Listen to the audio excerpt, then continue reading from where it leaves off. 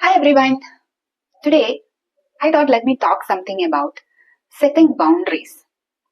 If you are a person working in corporate world, you might have heard of this word setting boundaries. But in my opinion, majority of the people actually doesn't know what does it mean by setting boundaries. And if you are not in corporate world also, this thing is very important. Not only in work, in your personal life also. But you did not know that the term is called setting boundaries. So let's first see what is meant by setting boundaries. So boundary is what you all know that set boundary is like a limit. You can do until that and beyond that there is a different, let's take the example of property. A boundary is until this point it is your property, from there it is someone else's property. It defines the space. Boundary defines the space. In that space, some things can happen. Outside that space only some other things can happen. In the workspace, setting boundary means there are quite a good number of things that you can count in that. One is the amount of work that you are doing. Whatever role you are in, be it you are in the entry levels, junior levels, or you are in the senior levels, or even the CEO or the founder, whatever role you are in, you should define the amount of work that you are doing. That is setting boundary. One aspect. Another is like, when do you need to say yes? When do you need to say no? That is another aspect about setting boundary in the workplace. And when it comes to workplace, there are so many examples that I can give on setting boundaries. For example, whom do you want to go out for tea with? In the name of team building or networking, you don't have to force yourself to go with people whose vibrations are, the character or the frequency doesn't match with you. You don't have to, actually. You should take the courage to say no or excuse yourself from there in a polite way. In that way, you are respecting your own boundaries. And other examples are like, it comes in the networking, it comes in the collaboration. It doesn't mean that you should isolate yourself from. You are setting the boundaries so that you are not getting exhausted. Your values and your priorities are not getting affected because of that. And again, I would say the setting boundary comes in your career growth aspect also, in your salary growth aspect also. You want a salary hike or a promotion and you are working for that maybe for a year of time, or you're working for that for a couple of years. Are you still waiting for 3 years, 4 years, 5 years? You are setting boundary there. How long you want to wait to get to that point, what you want to achieve. That's also setting boundary for yourself. How much do you want to stretch? How much do you want to wait?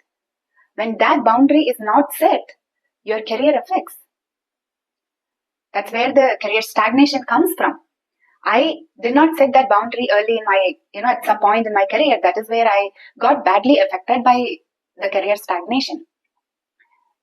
When I learned how to expand my boundaries and create the new boundaries, that is when I was able to come out of my career stagnation. And it continues in every career stage. It continues. Where I want to put the boundary, where I want to expand the boundary, that is also there. It's not only about limiting the boundaries. You should be aware of where to expand your boundary also. That defines your growth. Another area where the boundary setting can be applied is in the people management. If you are a lead or some senior roles or leadership positions, there has a good amount of people management involved. So you should know how much you need to involve even in their work or in their personal matters or in their professional aspects. You should be well aware of how much you need to involve, how much you need to withdraw.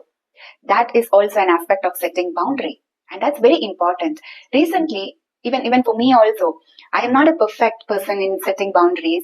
And my learning also is like, it's growing. So just very recently, I realized that, okay, I was setting boundaries unconsciously. I didn't know this term, setting boundaries, or I was not aware that I was really setting boundaries in those areas, expanding where it is required, limiting it where it is required.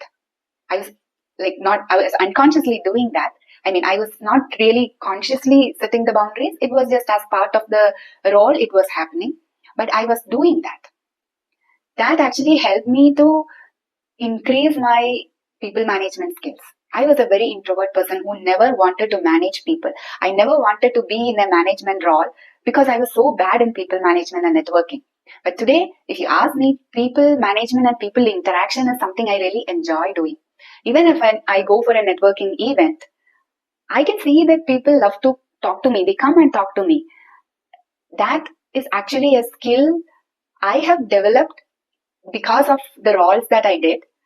It was not a conscious one, but I wanted to do better in the roles that I was working on. So when I became started to take the leadership roles or the management roles, there I didn't wanted to be a boss.